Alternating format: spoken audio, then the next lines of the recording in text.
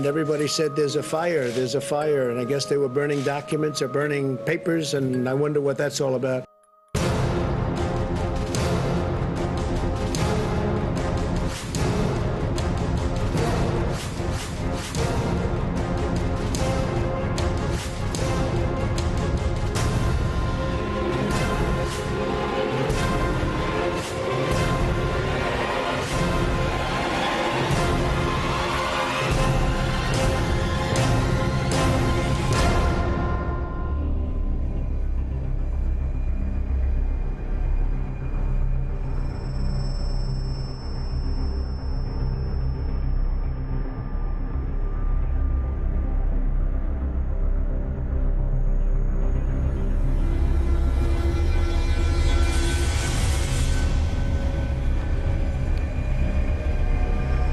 La enemistad y violencia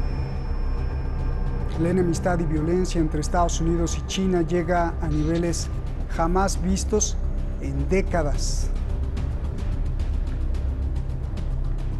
Las acusaciones se cruzan y se aplica el ojo por ojo y diente por diente.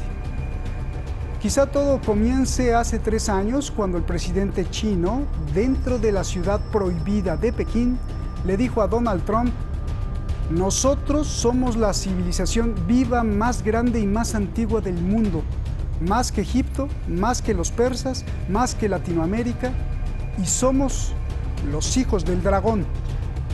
Hubieran visto la reacción de Trump. ¿Hacia dónde nos llevan los dos gigantes del mundo? Preguntemos. Soy Roberto de la Madrid y esto, Detrás de la Razón.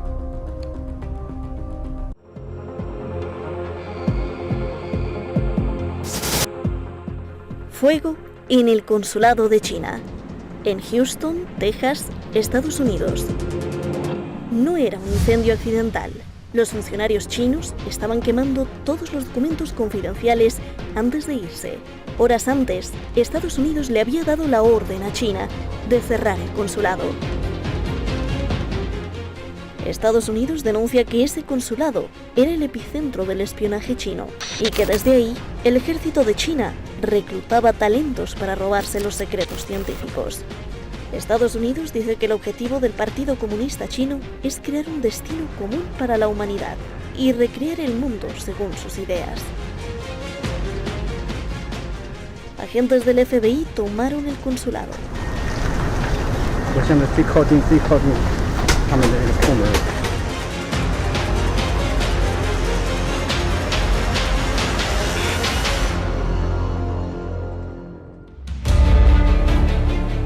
Preocupación en todo el mundo. La tensión entre Estados Unidos y China crece a niveles históricos. O escoges la paz y aceptas el poder de China, o... Esta es la fuerte advertencia que China les lanza a Estados Unidos. ¿Estás listo para vivir en paz? I think the fundamental question for the United States is very simple. Is the United States ready or willing to live with another country with very different culture, very different political and economic system, whether the United States is ready to live with it in peace and cooperate on so many and still growing global challenges? Expertos militares hablan incluso de escenarios bélicos en el mar de China, tanto que la Fuerza Aérea China realiza ejercicios militares a gran escala y con fuego real en las islas que se disputan varios países. Estados Unidos rechaza que China reclame como propiedad esa zona. Australia también protesta y acusa a China de violar las leyes internacionales y marítimas. Estados Unidos refuerza su grupo de asalto. Se unen los australianos. El secretario de Estado Mike Pompeo viaja al Reino Unido para poner a los europeos contra China. Critica la gestión del coronavirus, los contratos del 5G y las acciones chinas de la región semiautónoma de Hong Kong. Today, China is increasingly authoritarian at home and more aggressive in its hostility to freedom everywhere else. President Trump has said enough. America can no longer ignore the fundamental political and ideological differences between our countries. China, furiosa, acusa al Reino Unido de ser obediente al poder de Estados Unidos exige que sean independientes los europeos. 蓬佩奥的言论罔顾事实，颠倒黑白，充斥着意识形态的偏见和冷战思维，是美国政府高官近期密集炮制涉华政治谎言的大杂烩。 El más reciente golpe en esta guerra de tensión es este. China ordena cerrar el consulado de Estados Unidos en la ciudad china de Chengdu. Dice que es un ojo por ojo, por lo que Estados Unidos hizo con el consulado chino en Houston. 美国驻成都总领馆闭馆，中方主管部门随后从正门进入，实行接管。中方要求美方关闭驻成都总领馆，并对其实行接管，是对美方关闭中国驻休斯敦总领馆。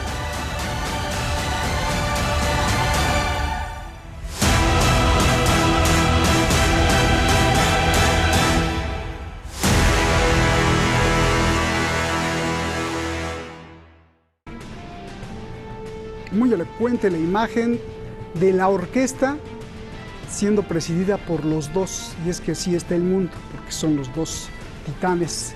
Esos son sus representantes, pero lo que importa es la fuerza de ambos países. Vamos directamente con nuestros invitados. Francisco Javier Martínez López, analista internacional, ya lo vemos ahí en el videogol.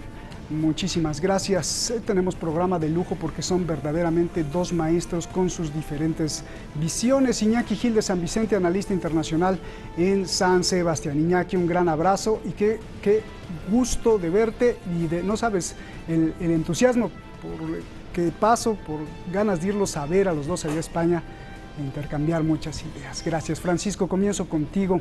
Estados Unidos cierra un consulado, China hace la venganza, Reino Unido se une a Estados Unidos, se alerta de un posible intercambio de fuego real en el mar meridional, Pompeo presiona a Europa para que castigue a Huawei y su 5G. Antes de entrar a detalle de todo esto, dame la lectura general de todo lo que está pasando entre China y Estados Unidos, por favor. Hola, buenas tardes, Iñaki. Buenas tardes, Roberto. Buenas tardes, audiencia. Jamás hemos visto en el mundo un incremento de la tensión entre las dos grandes superpotencias, una guerra de capitales, guerra comercial, guerra de capital, guerra de tecnología, lucha por el hegemón mundial. La realidad es que tanto Xi Jinping, el tándem formado por Vladimir Putin y Xi Jinping, es un tándem muy inteligente, con una política desarrollada desde ya más de 4 años, y tanto Xi Jinping como Vladimir Putin querrían que repitiese Trump como ganador en las elecciones, y no lo digo yo, lo dice un think tank norteamericano, Roger Baker, en el que dice, porque la forma en la que ha actuado Trump hasta ahora, la percepción internacional de esta administración Trump, hidra de dos cabezas, contradictoria, y que se enfrenta y se ha enfrentado y ha perdido aliados, y además la polarización dentro de los Estados Unidos. Lo que yo veo claramente, como lo decía hace unas horas el South China Morning Post, es que la chispa de un conflicto, de una guerra caliente, que incluso podría surgir, y creo que va a poder surgir fortuitamente por accidente en el mar de China Meridional, es casi una seguridad.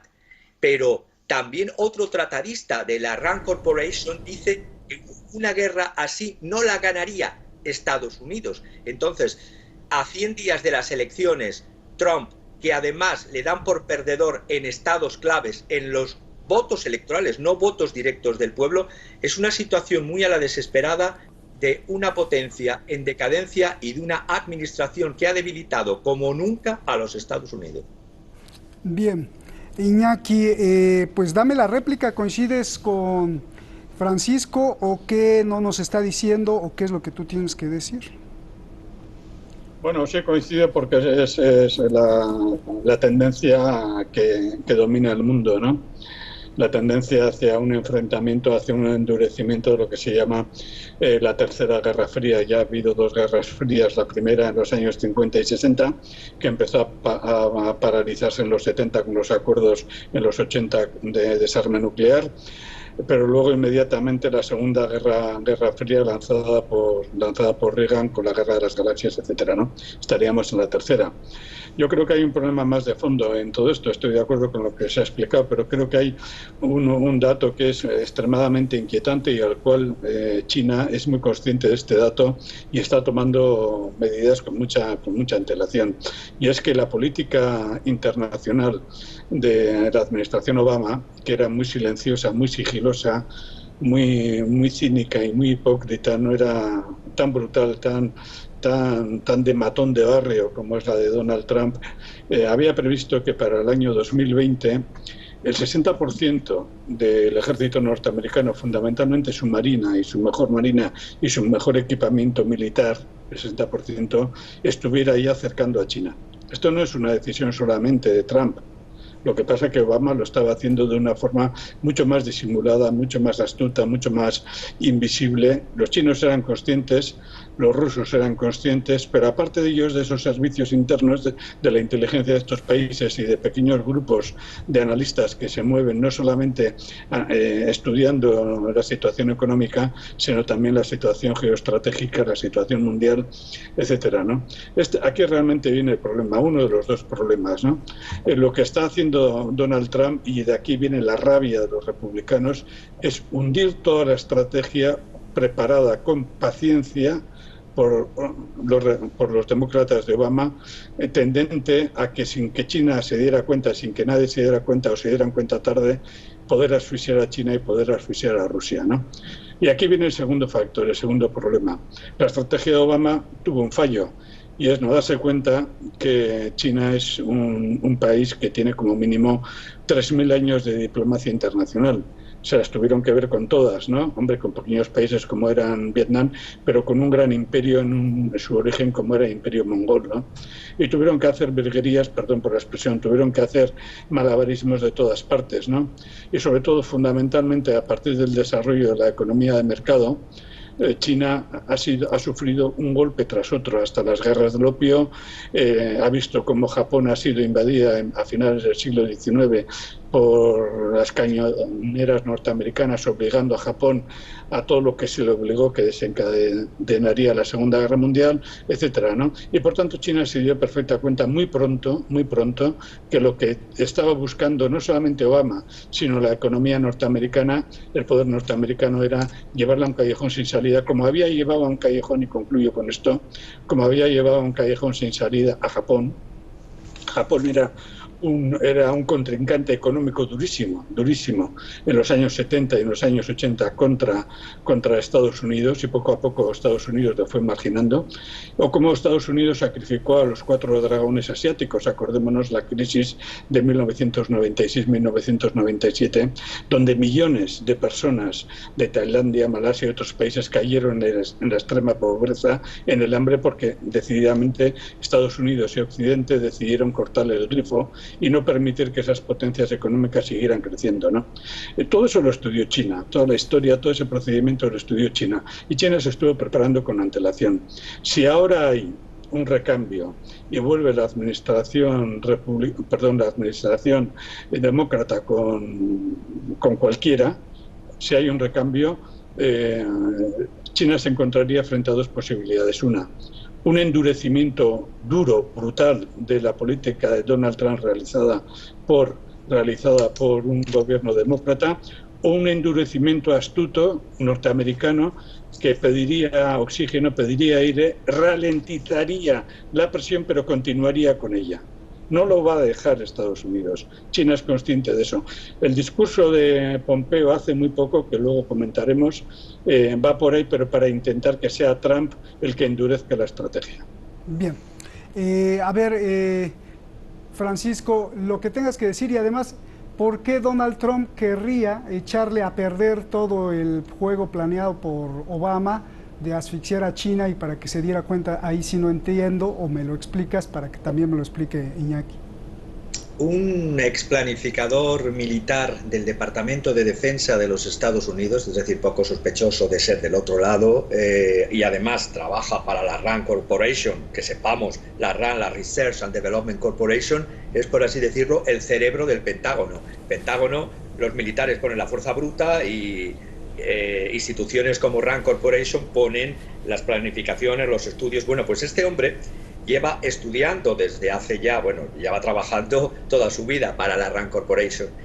Él ha hecho simulaciones de conflicto en un escenario desde el 2010, es decir, con los demócratas, como bien decía mi compañero, un escenario de conflicto con China. Pero es que el escenario de conflicto con China, aunque ganasen los demócratas ahora, ha avanzado tanto China que ha ido creciendo desde el 2020, el 2025, 2030, ya no sería un empate KO a ambos lados, serían claras victorias chinas, porque China ha ido desarrollando misiles de precisión de largo alcance, una fuerza aérea moderna, sistemas de reconocimiento y localización, una guerra cibernética cada vez más fuerte, armas nucleares apuntando a los Estados Unidos y algo fundamental, China tiene una industria civil muy grande que le hace soportar una guerra y sobre todo la experiencia que tiene China, que también la ha señalado Iñaki,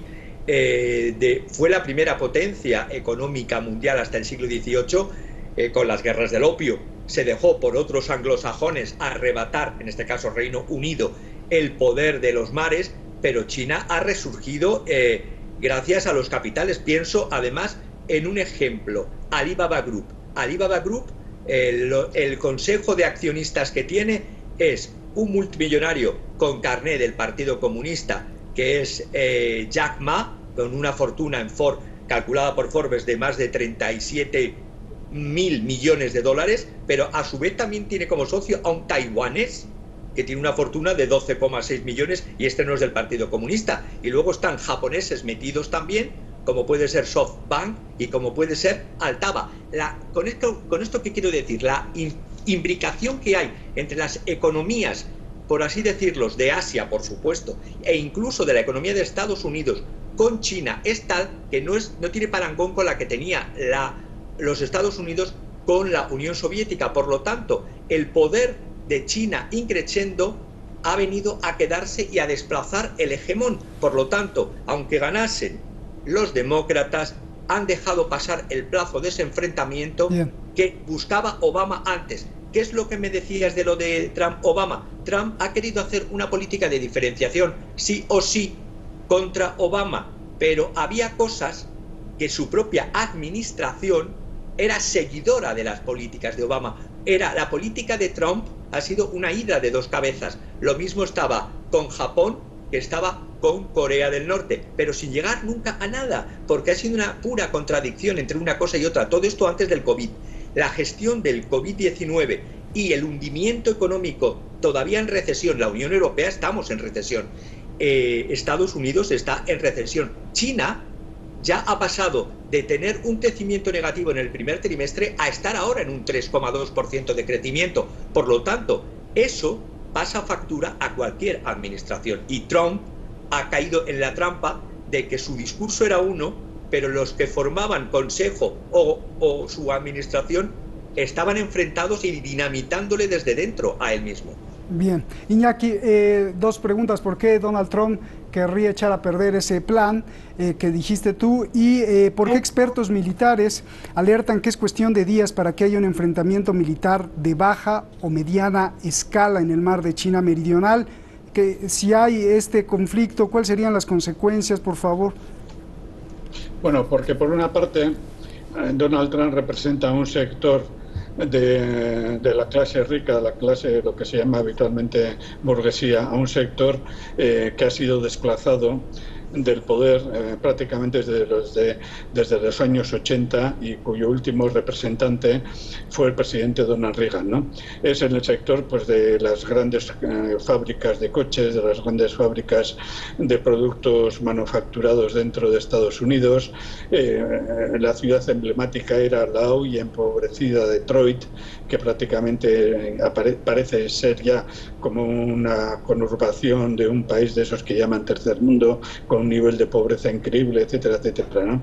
Todo ese capitalismo que algunos llaman de segunda ola o de tercera, etcétera, no vamos a entrar en matices ahora, se agotó, pero ese capitalismo se está agotando en todo el mundo por situaciones y por innovaciones tecnológicas y situaciones complejas que no tenemos tiempo, ¿no?, de explicar, pero han emergido sectores en todo el mundo que ven en Donald Trump el que podría hacer que ese capitalismo siguiera manteniendo los núcleos de poder y sobre todo no se arruinara, sobre todo no desapareciera como ya viejos ricos envejecidos y ya incapaces de dirigir el mundo, ¿no? Entonces hay alrededor de Donald Trump hay toda una serie en todos los países, también en Europa, en América Latina, en Asia, hay sectores que lo tienen ya como la última referencia, ¿no? Y viceversa, ¿no? Los sectores nuevos que se lanzaron al capitalismo financiero, a la globalización, los que algunos llaman globalistas, veían en Obama su representante para dirigir la economía mundial hacia una situación para evitar estallidos económicos que eran previsibles que iban a estallar, ¿no?, como estallaron en el 2008 y todo lo que ha venido posteriormente, ¿no? Este es un debate a fondo que carcome toda la economía occidental de una gravedad tremenda. Esta es la primera razón de fondo y al que algún día tendríamos que dedicarle más detenimiento, ¿no? Pero luego hay otra razón de fondo también en este asunto, y es que Donald Trump sabe que el ejército norteamericano y la economía norteamericana no están capacitadas para una guerra sostenida y larga, ni siquiera con Irán, y mucho menos con China, ¿no? Una de las cosas que ha hecho Pompeo después del terrible discurso que hizo en la antigua casa oficial de Nixon, un discurso que tenía dos características, bueno, pues después de eso ha sido imponer o pretender imponer a todos los países occidentales una disciplina para que de aquí a un tiempo le ayuden a enfrentarse a China. Porque los análisis que se hacen sobre la situación militar, de la estructura militar profunda del ejército norteamericano, es que es un ejército que se ha anclado estratégicamente en las condiciones de los años 60 y 70, militarmente en las condiciones de los años 70 destrozado en Vietnam, luego destrozado en Irak, luego destrozado en Siria, destrozado en Afganistán, con victorias pírricas como la invasión de Panamá o la invasión de Grenada, pequeñísimos países que aguantaron lo que pudieron, pero no pudieron aguantar absolutamente nada más, ¿no? Y eso está en quiebra, entonces están pidiendo ayuda como sea para buscar aire. Y aquí está el segundo componente. Aquí realmente puede haber, y concluyo con tu pregunta, puede haber conflictos pequeños, puntuales, pero puede haber, y que no se nos olvide, porque para eso está el llamado reloj del Holocausto, que advierte que la humanidad nunca ha estado tan cerca de una guerra, de un exterminio nuclear, etcétera, un exterminio nuclear desde los años 80 hasta ahora. Entonces, cualquier chispa pequeña puede generar una situación incontrolable. Que eso sería los deseos de algunas sectas redentoristas, cristianas, fundamentalistas norteamericanas del fin del mundo y de adoración a la llegada, digamos, de la nueva salvación, pudiera ser, pero eso supondría prácticamente el exterminio, como lo ha demostrado recientemente un informe de la Rand Corporation, el exterminio de la humanidad. Muchísimas gracias. Veía que no estabas de acuerdo en algo, Francisco, tienes 30 segundos. Y me imagino que todo esto, ya para cerrar, desde el principio al fin, hemos dicho que el cierre de los consulados pues no es más que todo lo que ustedes ya explicaron. Por favor, 30 segundos, nos vamos, Francisco. Solo que si era precisar, incidiendo en lo que decía Iñaki, no es que no esté de acuerdo, sino que ahondar todavía más que la política de China frente a la de Estados Unidos, la de Xi Jinping frente a la que tenía Deng Xiaoping, es incrementar un tipo de diplomacia que no es con bases militares puras y duras, sino la diplomacia de la deuda. Tenemos el ejemplo, no tenemos tiempo para desarrollarlo, del acuerdo Irán-China, lo que suponen esos 400.000 millones durante los próximos 25 años, que no ha quedado más remedio por las torpezas de la administración Trump de dinamitar cualquier acuerdo que tuviese la anterior administración, a poner en manos de chinas a todo lo que es Irán: banca, teleco, puertos, ferrocarriles, 5G. De hecho,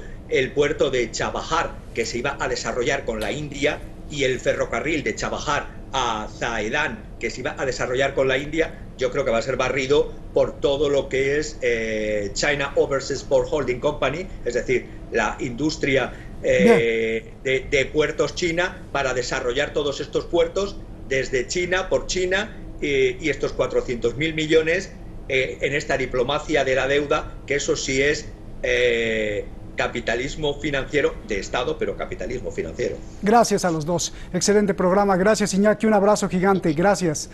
Buenas noches. Aquí en Teherán. El famoso periodista Rubén Luengas, colaborador de Detrás de la Razón, sufrió un infarto.